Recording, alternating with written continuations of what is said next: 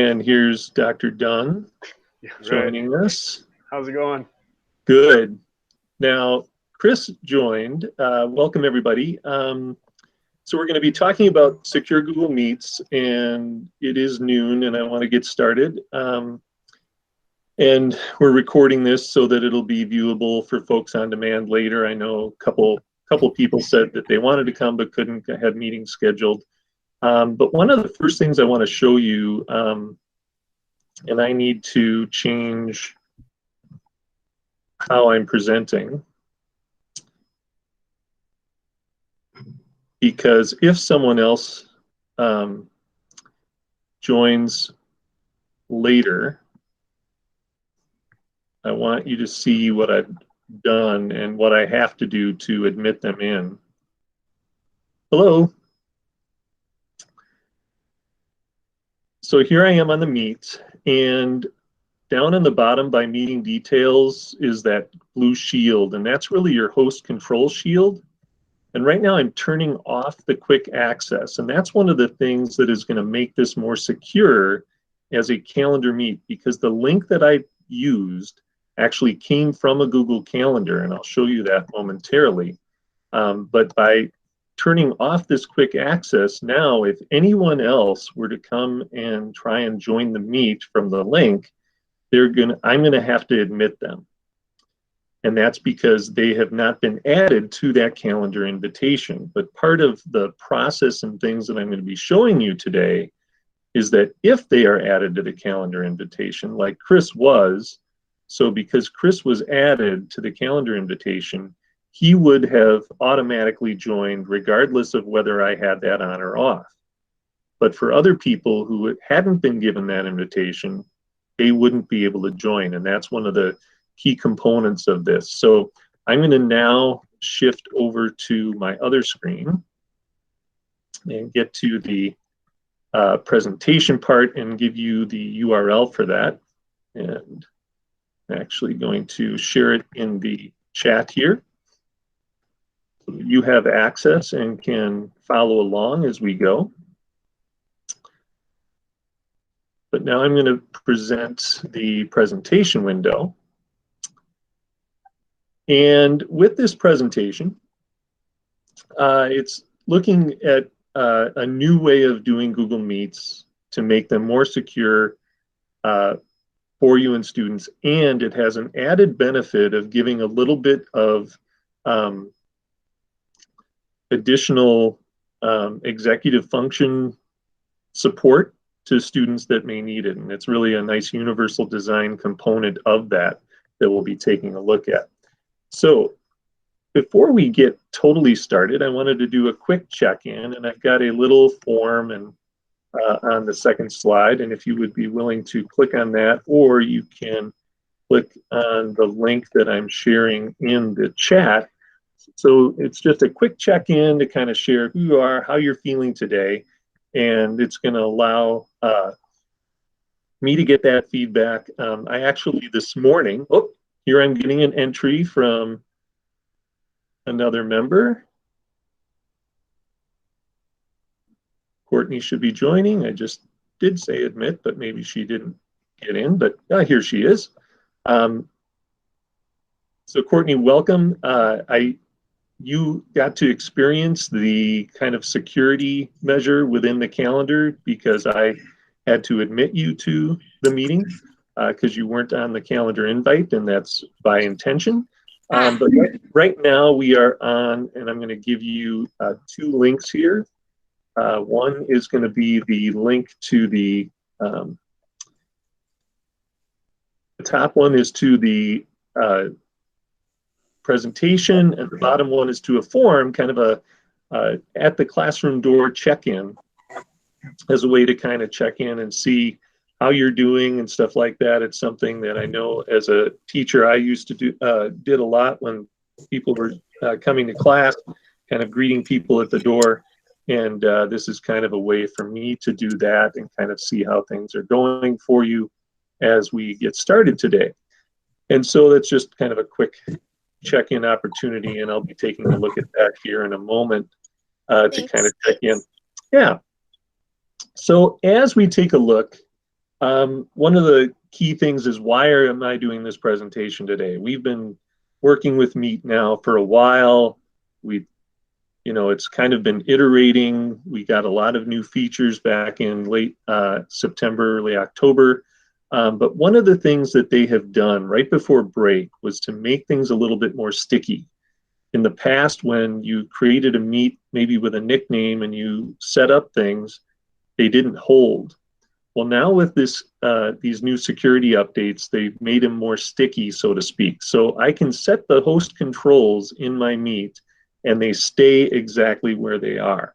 And that's an important thing, because you don't want to have to keep doing that, turning on and off all the time. It still allows, the calendar Meet still allows for both in-district and out-district and outside of the district meetings and people to join those meetings. But your host controls always go to you. Whoever creates that calendar invitation is the host. And I know that's been an issue for some of our remote teachers, because if the para, for example, joins the Meet first, or even comes to the screen that says, "You're ready to join, do you want to do this?" it gives them the control as opposed to the remote teacher who needs that control. And so by using this method, it allows for that. Now, that calendar integration also has the added benefit of students being able to see both the calendar on their Google Calendar, which they can have then remind them when there's a meeting, but it also, if they go to meet.google.com, they see any Meet that they have that day.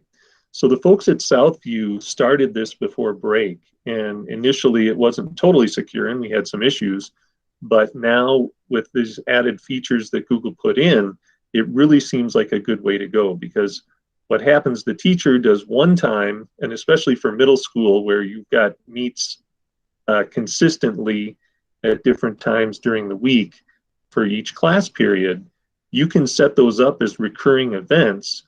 It's one Meet link. It shows up for the kids either in their calendar or on meet.google.com, and then it allows for them to be able to access it that way. Chris, you had a quick question. I do, thank you. So I'm really interested in that part, and I'm really excited about the additional security features that you just mentioned, because especially this week, I have been having trouble where I don't have the Blue Shield, and I need the Blue Shield. Right.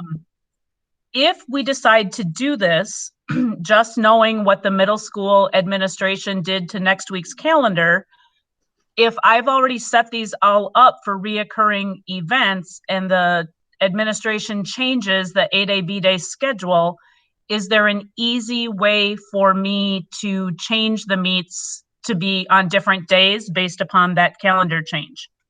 Right. So what I found is that when I set this up, because I played around with that, that's a great question, is let's say you've got it consistently for a couple days, and then there's a week where it's a 4-day week, or they make a calendar adjustment. You can edit the times and things for individual events within those recurring, or you can do it for the whole series.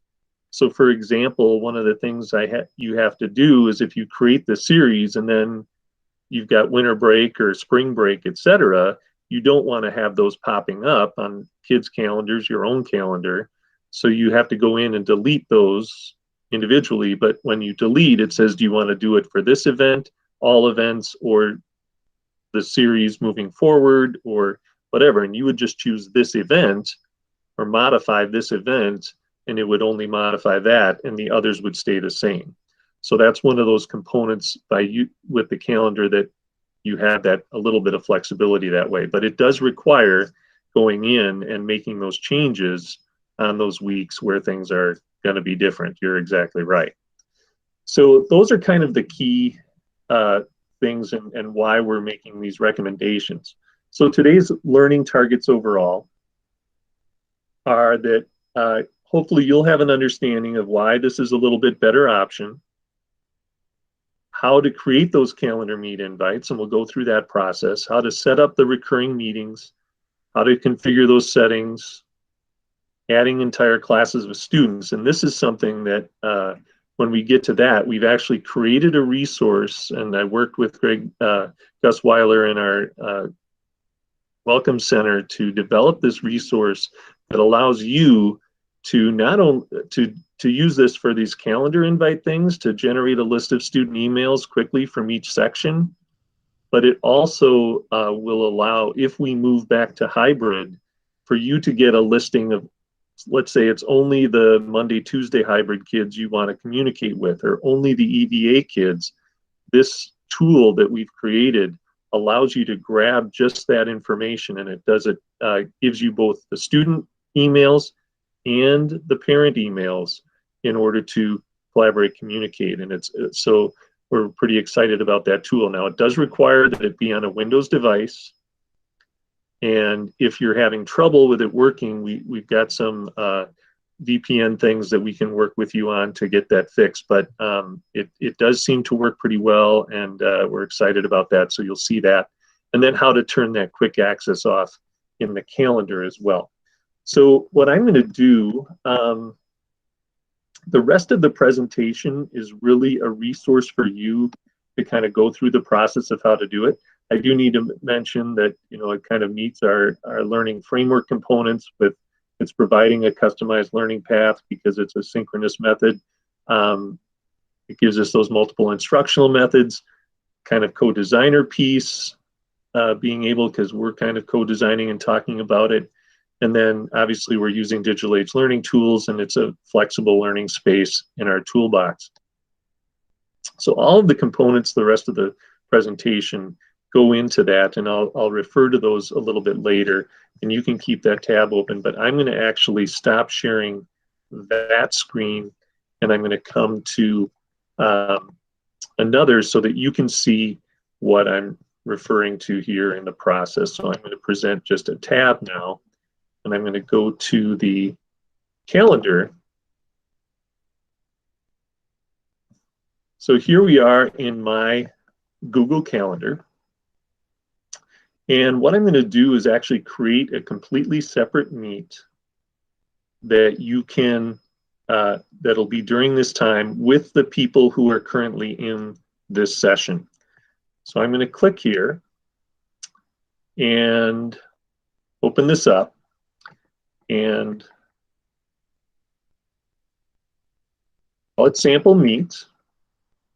And in this case, I'm going to say from 12:30 to 1:30, I'm going to click here and say that it's going to repeat.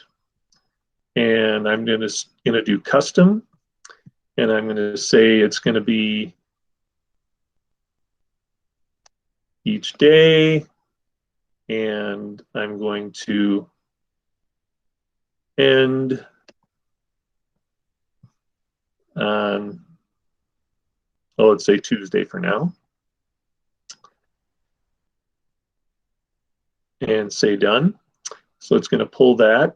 I'm going to add a Google Meet video conference, and it brings that up. Now, the other thing you'll notice is that you can view conference details, but it also now gives you this change conference settings right in the calendar. And so I can come in here and I can say, once it comes up, I'm going to turn off this quick access right within the calendar. So that means that only the people who have been invited to this calendar invite will have access to it. Everyone else will be denied, and I can control if they have access, and only I control access. In the past, when we first started using Meet, any participant in the Meet could let somebody else in. And if the teacher didn't see the thing pop up saying allow, kids could allow in their friends or their phone, etc., and that caused some security issues and inappropriate behavior. So now you can turn that off right there in that quick access. I'm going to click on more options also, because some of the other things we want to avoid are things like inviting others, seeing the guest list, etc. We can also either keep the notification and maybe set it to 1 minute as opposed to 10. so that it doesn't interfere with other classes that might be happening, but also reminds the kid, oh, I've got a meet coming up. This URL is going to stay static, even though we're repeating this event. So that's kind of cool. And now the next thing I want to do is add guests to this. So to do that, I'm going to actually go to my resource, and you can't see this, but I'm going to go into the document that you filled out, the form, to do this, because it's going to be you that I'm going to be inviting for this particular one. But then I'm going to show you in a minute how you can grab each section's classes to it. And it's taking a minute.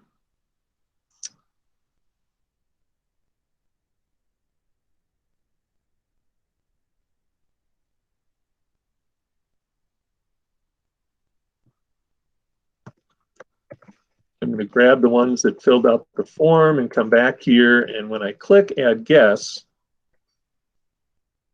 it's going to bring people in. Now, when you use the form from kids, it's going to actually give commas in between here.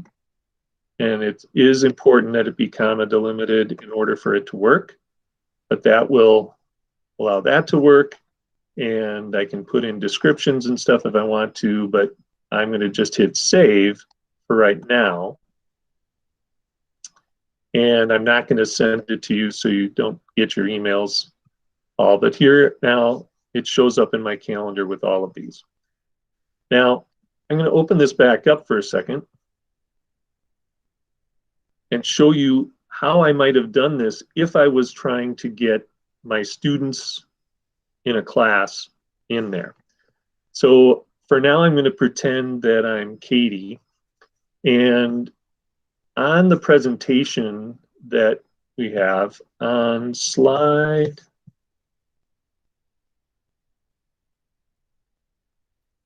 Mike, I don't know why, but I can't see our link to the presentation or anything anymore. Yeah, just a second here. Okay.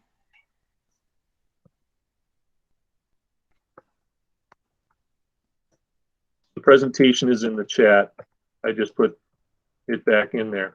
On slide 9 of the presentation, I have links to the tool I'm going to be sharing and then a video that demonstrates the process. So I'm going to pull up the tool and then share that tab. And again, this tool is unique to, and it stopped, and that's something that, so this has been an issue when we're presenting tabs in Google Meets lately. We've had that issue. I actually sent something out about it this morning, so I'm sharing my window instead, so hopefully that won't be a problem anymore. So I'm going to say, we said we're going to simulate Katie here, and so now I'm going to go in and find Russell. Oops, went too far.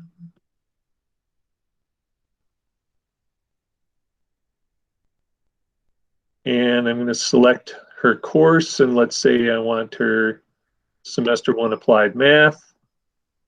And for learning model, I'm going to just select all.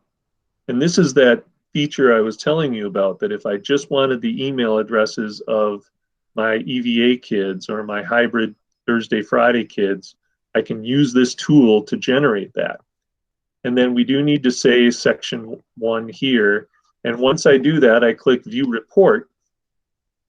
And sorry, it does give me more data here than maybe you want, but it shows parent guardians emails if I wanted to blind copy them to inform them of something. It shows my student emails for Outlook. And notice that the student emails for Outlook have a semicolon. And so if I was going to blind copy this for Outlook, I would grab this column. But in this case, I want to do it for Google, for a Google Calendar. So I'm going to grab this column, and I would just copy all these emails. And then when I come over to my calendar, I would paste them in. Oops, sorry. And do the copy like I wanted it to.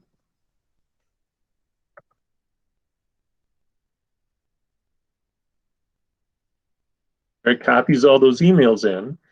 And obviously in this case, Katie's kids would get freaked out if they got a sample meet coming up here for me, so I'm not going to do that. But if I come, so I'm going to delete it for now, but that's the process that you would use to do that. And then I would save this, and all of those kids would then be invited to the meets at that time during the day. And so they would get the invitation, and regardless if I had that quick access turned off, they would enter automatically if I was in the meet. But if I'm not, as the teacher, am not in the meet, then they don't have access. They're going to be in what's called the waiting space until I join, and then they would automatically join because they were invited. But anybody else would not be able to join, and that kind of gives that security. So I'll stop right now and ask if there's any questions about that component of it. Mike, you had said that this was for Windows only, so I have a Chromebook. Will it not work on my Chromebook? It's not. So unfortunately, the tool to grab the emails that I showed, this tool right here, is only going to work on a Windows district device, unfortunately. Okay. Just because of how it was developed. And that's one of the limitations, unfortunately. It initially, what a lot of the Southview people were doing was just typing in the names, entering them in. That's kind of how they generated it because they didn't have access to this tool yet. And so that's the benefit from everybody moving forward. We've got access to this tool. So especially like for high school with second semester starting, you would be able to create these and have it set for second semester. Now I know high school doesn't have that required meet every day component to it. But one of the things you could do is create them as recurring events. And if you're not going to use, as you look toward what you're going to be teaching the following week, say if you're planning on a Wednesday, you could go in and remove the meets from the classes that aren't going to have them that following week, keeping the others, and that would kind of be a way to do that at the high school level, because there may be some days you do meet and some days you don't, and that would give you that flexibility to still have that there, but not necessarily be using it all the time. You would just need to remember to delete the ones that aren't going to be happening that for the upcoming week in your planning. Okay. So here's what I'd like you to do at this point. If I'm going to come to this meet, and I'm going to actually join this second meeting.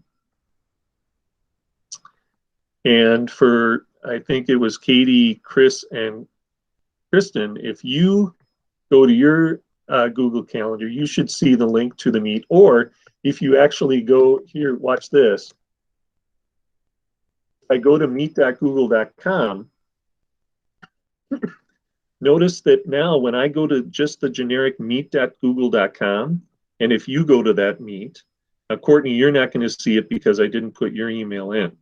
But the other three, you will see that here is this sample meet showing up for me, and I can click right on it, and that would allow me to join that meeting. And again, for a middle school student then, or for a high school student, all they would have to do is go to meet.google.com on a given day, and they would see every meet that was required of them for that day. And I can join the meet. And then if others join, you would be then, and Chris is here as well.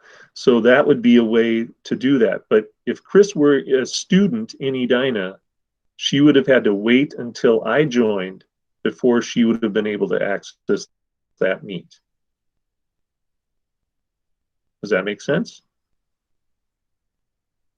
Yep. I have a question about the recurring portion. Right now, I'm using the same Google Meet over and over and over again for multiple classes. So could I? Is it a nickname? It is not. But I don't have it set up in Google as a specific time because I use it for second, third, sixth, and seventh hour every day. So that particular link could be joined by anybody in Edina who has access. All right. I'm going to close this other meet out. Because of the way that's set up, it's a calendar meet that doesn't have restrictions on it. That means that at any time, anybody can join that meeting. Sure. Now you can, because it was initially a calendar meet. If you opened the meeting or went to the calendar where that meet was and clicked the gear next to it, like we did here, Mm-hmm. and you went in and turned off the quick access, Mm-hmm. that would make it more secure. Okay. And you could continue using it, but the benefit of it showing up in the student's calendar or in meet.google.com would not be there with that link. Okay. So that would be something to kind of think about for second semester, maybe trying this new method. Sure. If that makes sense. Yep. Chris. So this would basically be creating a separate Google Meet for each of my sections. If a student was not able to attend, I know my own daughter does this a lot, for whatever reason, she can't make an afternoon session of government. The teacher says, why don't you hop into my 1-2 class instead? Would I then have to personally invite her? So in the Google Meet, you know how you can invite people? Would I add her in that way if the student had made arrangements with me? Because this kid, I didn't set her up to be a part of that class, but I still have the ability to invite her if I want to, correct? Yes, you would have to invite, or when the student tried to join, you could admit her even though she wasn't initially part of that group. But she would have no way of getting the link. Right. You would have to give the link to the student. It's probably just faster to invite her, but either way, so we can still do that. Yeah. Okay. But you would need to give that link to the student and admit them in if you had quick access turned off. And then one more quick question for people who do not have a Windows device. Is there someone at DMTS who could maybe create that document for them? I don't know how many teachers that entails, but. Yes, that's a great question. So if a teacher didn't have that, we would need to come up with another method of getting it. Now, another thing that someone suggested after I sent the instructions out for this last week, and when I sent those out, somebody said, well, I can just grab all of the emails from one of my forms that kids filled out, because I collect their email address when they fill out a form. And so if all the kids in a section filled out that form, I could then just copy that column of email addresses and paste them in that way. So that would be another way of getting it. And so for Katie as well, that could be another way for you to gathering that if you didn't have access to the tool that I shared.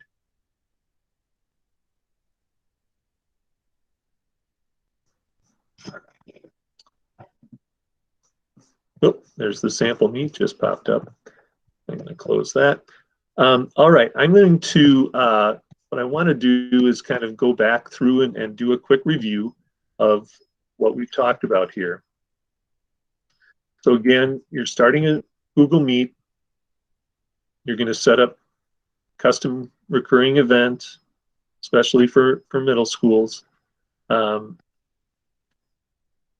going to set when it is and when it ends, Obviously, for second semester, you want it to end June 4th.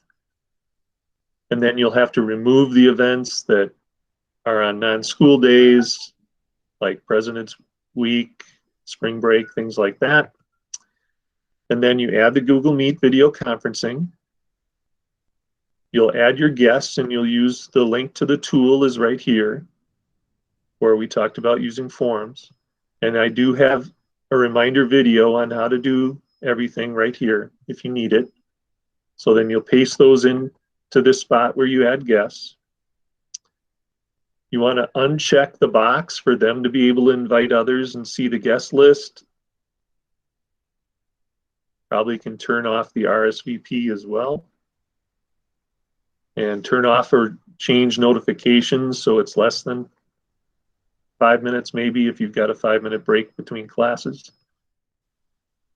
And then you can go in and turn off the quick access by, when you go to the conferences, clicking the gear and unchecking the box within the calendar, or you could open the Meet sometime and use the host controls to turn it off, and then they're going to stick because that's a consistent address even though this is a recurring event. And then you've got the link to the Meet. You can still publish that in your calendar event in Schoology, or you can publish it for each class however you would normally do that. Even have it linked in your weekly calendar if it's for high school students. And then when you turn it on, you've got the host controls off.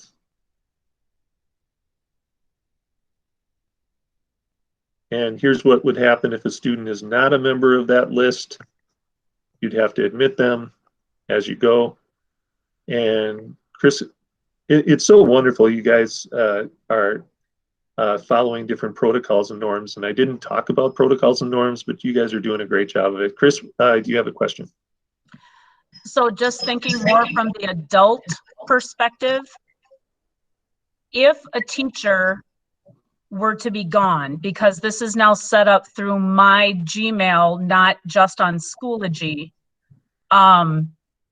what happens if I'm gone? Can another adult assume this link or not?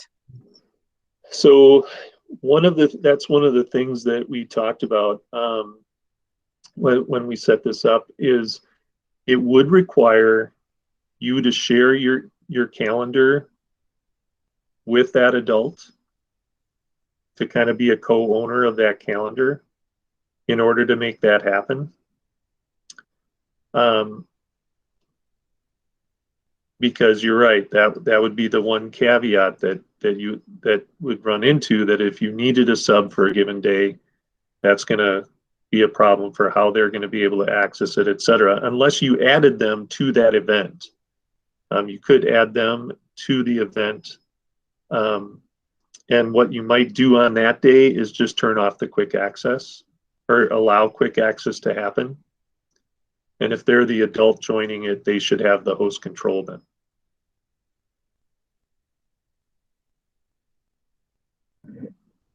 Another question, Scott. Hey, Mike. I watched all your stuff and everything, and I couldn't get the link to the little district tool to grab those emails, but now that link is linked up on the presentation, so that's great. My question is, what happens if students are enrolled or unenrolled in a section after you set up the initial event? In other words, can you add or delete student emails from the event without having to reset it up? You can add kids, and if you add, so if I come into, let me jump over here, and I'm going to close this, and let's give this a try. So I can go into this one. It's a recurring event. I'm going to edit it, and now I'm going to add guests.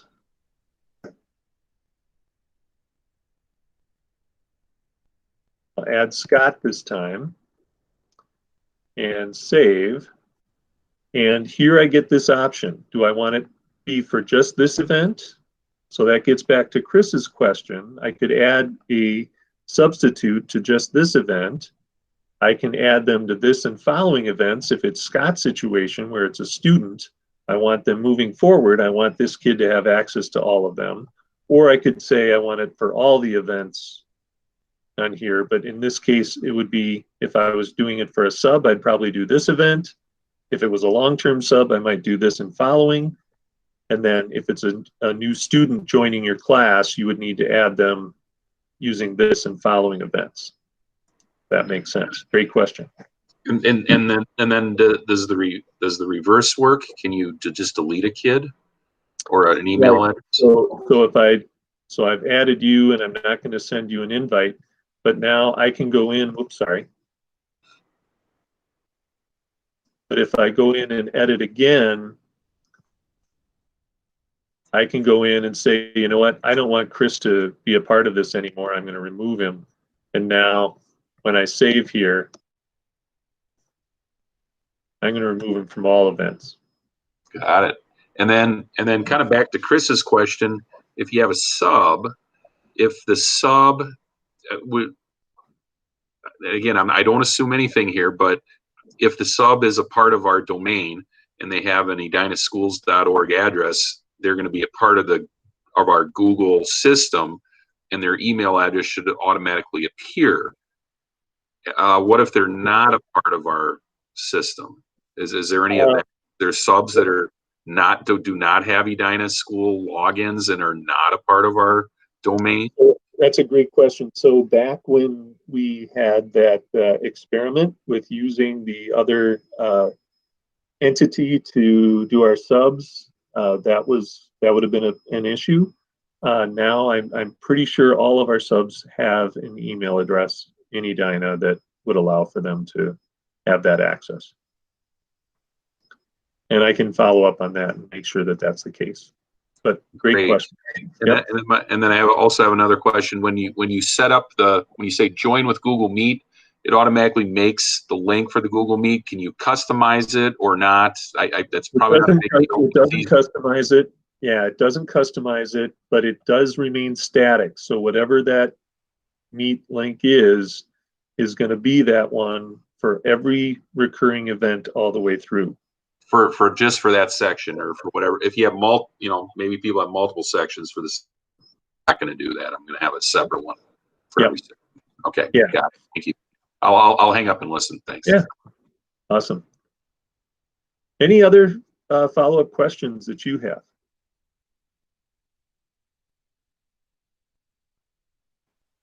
Okay, sorry. This goes back to both Kristen and Scott and Chris's question. But so if I do, I'm just thinking about my long-term sub for maternity leave in the fall. And so if I set everything up for her like this, and then you said just share the calendar and put her in as a guest as well. So is it both? Yeah, so let me show you what I would probably do in that case if it's a long-term sub, just to be safe. Mm-hmm. I would go. One of the things that we didn't talk about is which calendar do you use to create this, because you could create a Meet calendar within your Google Calendars. I just did mine using my calendar account within Google. Mm-hmm. But if you click on here and you go to settings and sharing, one of the options here is that you can add people. And if I were to add you, for example, Courtney, Mm-hmm. I would add you, and then I can set the permissions. And if it was a long-term sub, I would probably do make changes and manage sharing. Sure. Just in case, because if they needed a sub for some reason, they would have the ability to do that. Mm-hmm. And then send that, and you would have that. That would kind of cover it, and make sure that they were also an owner of that calendar, so that they should then have the host controls. That's kind of making doubly sure that they do. And unfortunately, I haven't tested some of that out, but that's my expectation, I guess, based on what I know about those things. That would be how I would have handled a long-term sub type situation. Okay. if I'm just kind of recapping, I would go in and make a different kind of just Google Meet calendar that then I would share with her, just like you showed me, making changes and managing sharing. And she would have host controls over that particular Google Meet Right. calendar. Yeah. Now, the question comes up, well, then can I do that for a para who I'm working with?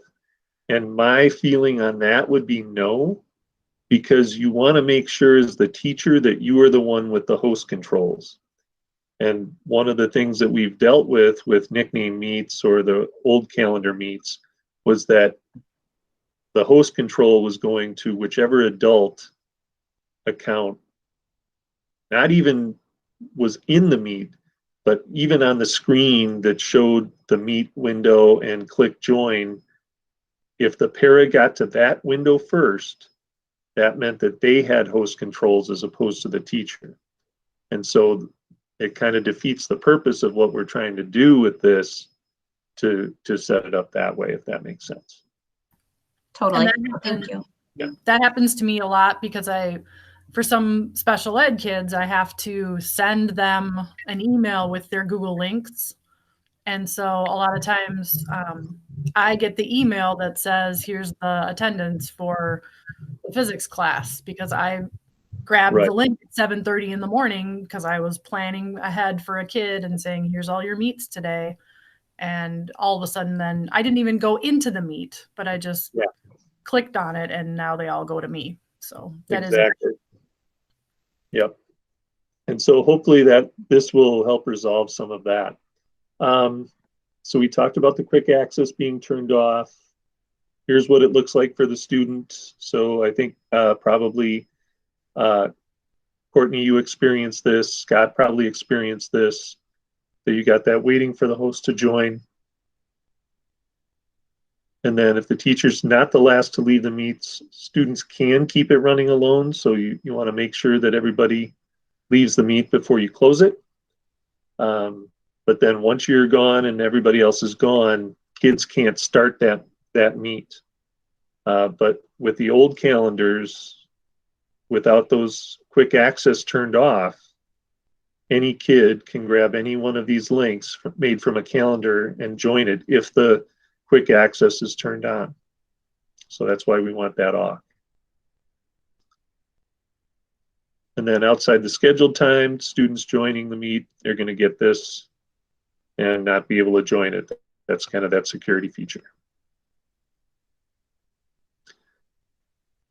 You still can allow kids to join if it's outside the hours and you happen to be using it, you happen to be on the meet. If kids try and join or from one class to another, like Chris's scenario earlier, they would get this message. You would get this message and you can allow or deny. Okay. Any other final questions that you have? So I'd really love some feedback if you want to give it a try and see how it works. And if there's any feedback or things that you learn that can kind of help out your colleagues, I really appreciated all of you and the questions that you asked. I think it really hit on some of the key components of it. Scott, you've got one last thing? Yeah, I was, I might have been checked out a little bit there, but what's the best scenario to set up a para that is helping in my classroom because I'm remote? Is it just to add her like a student and then she can't get in until I get in first? Is that the best situation? So great question. I'm not sure whether they will be able to join until you've joined or not with the quick access turned off because they're an adult account. My guess is that they will have to wait for you. But I'd love to find out what you learn if you give that a try. I mean, the other scenario is not add them, but I provide them the link and they just knock. Right. That would be the other situation. Okay. So I'll see how that plays out. I'll try to do the first scenario and see how it plays out. And if she ends up with the controls and getting the attendance and whatever, I'll just pull her off and tell her you have to knock. Right. Yeah, and I think this the other component, that we didn't really talk about a ton, but that piece for our kids who need a little bit more structure and support, being able to see on their calendar when daily when their meets are, being able to go to meet.google.com and having the list of meets for each class period on a given day, I think is going to really go a long way to helping, because sometimes kids, they have to click on each individual calendar event in Schoology to see, oh, do I have a meet here or not? And so that's one of the things that Southview's reported has been a big benefit to kind of support that piece of it. Katie. Oh, Katie, did you have a question? No, it looks like Kristen does. Yep. Chris, go ahead. Okay, so I just want to confirm this, because this could impact my special ed teachers, like my case managers. So I will go ahead. I like the idea of creating a separate Google Calendar, calling it Google Meets, setting up all of my meets for all of my classes on there. Now, in many cases, okay, so then I should individually take the link for each separate class, put it on my school. Do I have separate Schoology pages? What about my pages that are all linked? So here's what I suggest. You could just say on your calendar events, go to meet.google.com Okay. for our meeting. Yep. And when they do, they'll see, and as long as you're making your meet, Lancaster Social Studies, period, whatever, it's going to pop. They're going to see that and know, oh, now it's time for my social studies meet. Okay. Yep. So at the top of my Schoology page, I changed the link that's there right now to be the google.meet. Whatever that thingy is. Meet.google.com, right? Then it's customized. Once they get in, it's customized for them because of how I set up all the meets. Now, a lot of my special ed teachers created individualized documents for all of their kids. They're going to have to go in and change all those, aren't they? For that, they would need to change that if they did that. You're right. Okay. All right. Thank you. Yeah. Okay. Okay, I wonder, I'm just curious, is this defeating the purpose of things being secure or not? They can't come into a call unless we admit them, as long as they have the link, even if they have the link, I should say. They can't necessarily join unless we've admitted them into it, right? So if I'm they're just outside of their regular meet time. So if you use the calendar invite Mm-hmm. and they are invited to that Yep. calendar event, Yep. they're going to be getting access to it as long as you're in the meeting, then Right. they join. But outside of their scheduled time? Outside of their scheduled time, with quick access turned off, they will not be able to join that meeting. Okay. Or sign up.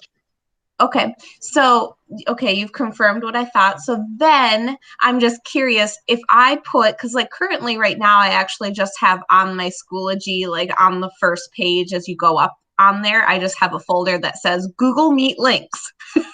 And then I just have hour 1, this is your Google Meet nickname. Hour 2, this is your Google Meet nickname. And so could I still continue to do that on top of this in case, let's say, like Chris said, somebody from hour 2 wants to join hour 6 later, they could still go into our Schoology page, click on the hour 6 link, and then I just have to admit them? You would have to admit them because they weren't a member, they weren't invited in the calendar, right? Okay. But there's nothing, like that could be a way that any of our students would be able then to join a earlier or later link if they wanted, without them having to email us and us email back, etc. Exactly. Yep. A little more organic. Yep. Okay. Katie and then Chris. So I think what I'm probably going to do, since I like using the same link over and over again, is I'm going to set up the recurring calendar and then copy paste the link that I want to use into like the comments or whatever. So they'll still get a notification in their calendar that they have a Google Meet, but then I can control what the link is by putting that, copying and pasting that. Would that work? Well, yes, but it's not going to necessarily, it's not going to have the same security functionality that the calendar generated link that they're invited to would. Even if I turn off quick access to that link? If you've turned off quick access, then I guess it would. Well, no, you would have to admit each one each time then if you've turned off quick access. That's fine. Because on that original calendar event where you grabbed that link, Yep. you didn't add them as invitees to that event. I see. Yep, I gotcha. Okay. Okay. Yep. Chris? Okay, so I'm kind of an attendance freak. So tardies, you're telling me any kid that I have given access, like I've invited them into that meeting, are they going to be able to join at any time during class if I set the controls off for quick access? Or is it going to be like the screen you're showing where it says deny entry and admit? Like right now, it's quick access at the beginning.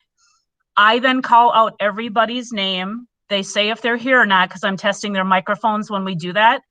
And so then like after the first 2-3 minutes, I then turn us off so that nobody can hop in without me letting them in. And that's kind of how I control the tardies. Will I still be able to do that? Or if they show up 30 minutes late, can they hop in at any given time? Because they're an invitee, they would be able to hop in at any time. So they can sneak in. Okay. But I don't know if I don't get the attendance forms that much. So I don't know, like in this case, when I get the attendance for this particular meet, do you see what time they joined? Yes. And if they've joined multiple times, because like if they have tech problems, they hop on and off. Right. So then yes. in that case, could you just use when they join initially on the meet as a way to check whether they were tardy or not? Well, I could. It's a pain to look at those. So I only do it if I have suspect, if I have a reason to. 90% of the time I don't look at those, but I mean, because like right now they sneak on and off. It doesn't ding, so they're kind of sneaky. So all right. I'll think about that. To me, what you would want to do then is you're going to have to weigh the cost benefit of doing it this way versus the other in that case, I guess.